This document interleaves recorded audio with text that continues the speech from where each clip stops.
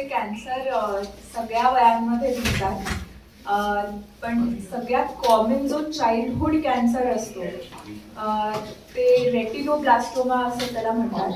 In fact मे मध्ये त्याचा एक आठवडाही सेलिब्रेट केला जातो as retinoblastoma week for increasing awareness. तर म्हणजे हा तर डोळ्याच्या आतल्या भागाचा रेटिनाचा ट्यूमर झाला. तर हा युजली 18 महिने ते 3 वर्ष या वयोगटामध्ये सगळ्यात कॉमनली दिसतो. पण न्यूबॉर्न ते 12 वर्षापर्यंत कुठल्याही एज ग्रुपमध्ये हा दिसू शकतो आणि it is the most frequent I cancer that is seen. त्याच्या व्यतिरिक्त म्हणजे ह्या कॅन्सरला आपल्याला एक्झामिनेशन लागतात रिकरेंट. म्हणजे जर बच्चू असेल ऑब्व्हियसली ते बच्चू एक्झामिन करून देणार नाही, त्यामुळे रिकरेंट MRI करावे लागतात. तुम्ही जे विचारत होतात तर ते MRI करून त्यांना पूर्ण जनरल ॲनेस्थेशिया देऊन, एक शॉर्ट जनरल ॲनेस्थेशिया असतो, एक 15-20 मिनिटं आपण देतो.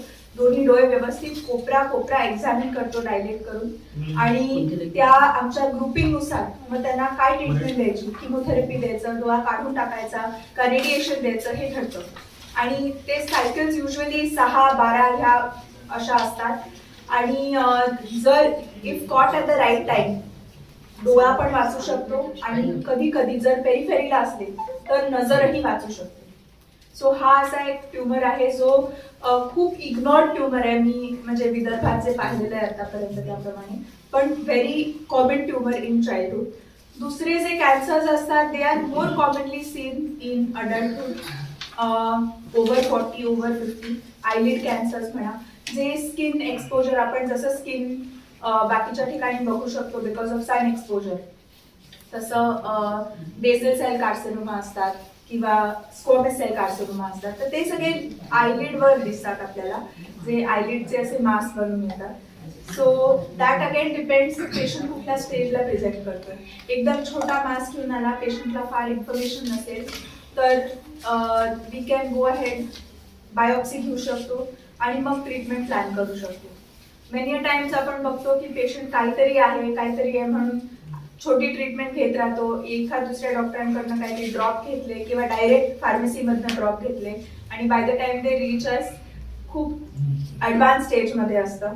आणि अशा प्रकारे जर पेशंट आपल्याकडे प्रेझेंट झाले तर जरी डोळा आतमधला ठीक असेल पण पापणीचा कॅन्सर इतका मोठा असेल तर असाही एक छोटा चान्स आहे की आपल्याला पूर्ण डोळा त्याच्यासाठी सॅक्रिफाईस करावा लागू शकतो.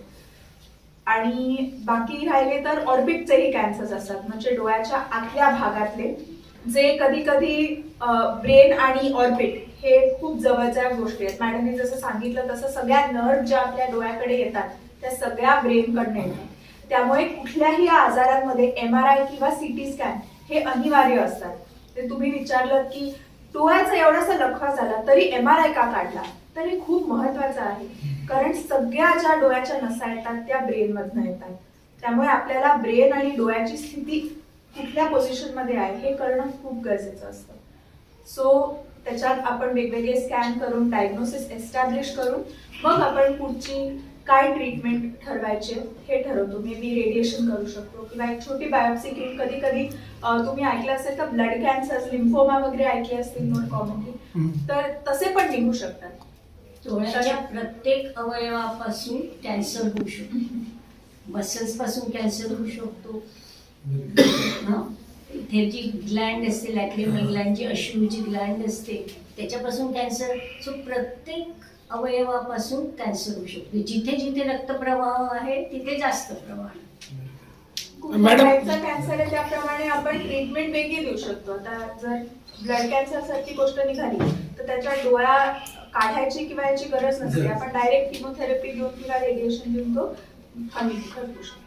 हे सगळे वेगवेगळ्या प्रकाराचे कॅन्सर सांगितले. युजली जे पापणीचे कॅन्सर असतात ते थोडे लवकर कळून येतात कारण ती पापणीवर गाठ दिसून येते.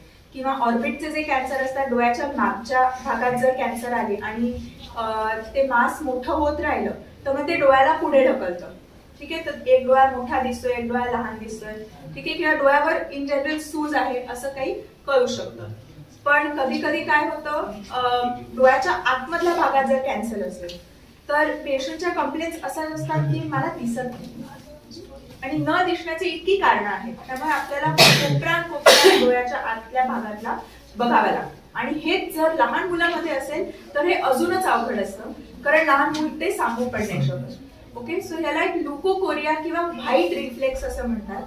तर आपला जो प्युपिल असतं किंवा बाहुली असते ती नॉर्मली पूर्ण काळी असते, त्याच्यात जर काहीतरी पांढऱ्या प्रकारे दिसावं लागलं तर ऑब्व्हियसली कॅटरॅक्ट असू शकतो, जे मोस्ट कॉमन आहे. पण त्याच्या व्यतिरिक्त जर असा पांढरटपणा दिसायला लागला किंवा एकाच अँगल मध्ये त्याचा डोळा असा फ्लॅश लावल्यासारखा दिसतोय, किंवा डोळा तिरपा झाला, किंवा डोळ्यावर सूज येऊन डोळा मोठा झाला, स्वेलिंग आलं त्याला, तर असे सगळे सिम्पटम्स असतात आय कॅन्सरचे.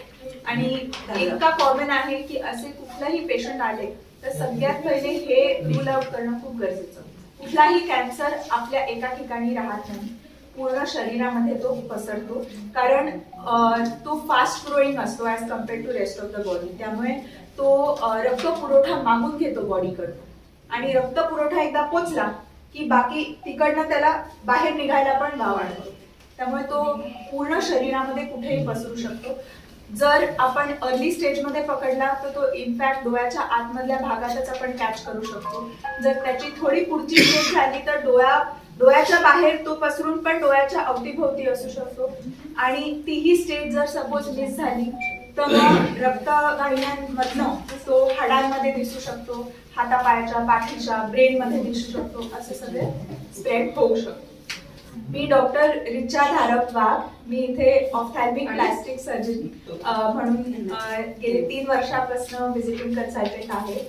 आणि मॅडमच्या प्रोत्साहनामुळे मला इकडे काम करायला खूपच स्फूर्ती मिळते.